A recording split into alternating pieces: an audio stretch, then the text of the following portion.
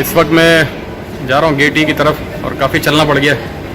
Gate ई आप देख ही रहे हैं और एयरपोर्ट अच्छा बना हुआ है, खूबसूरत है, देखने वाला है। इमिग्रेशन मेरी हो गई अल्हम्दुलिल्लाह, और इमिग्रेशन ऑफिसर यहाँ काफ़ी फ्रेंडली और काफ़ी कोऑपरेटिव है स्विट्ज़रलैंड में, और बहुत अच्छा एक्सपीरियंस रहा। अभी मैं जा रहा हूँ दुबई, तो दुबई में इंशाल्लाह आपसे मुलाकात होती है। मेरी नई वीडियो नोटिफिकेशन के लिए अपना क्लिक कर दीजिए, मेरी वीडियो को लाइक करें, सब्सक्राइब करें, और फिर मिलते हैं इंशाल्लाह आपसे दुबई में। Stay tuned.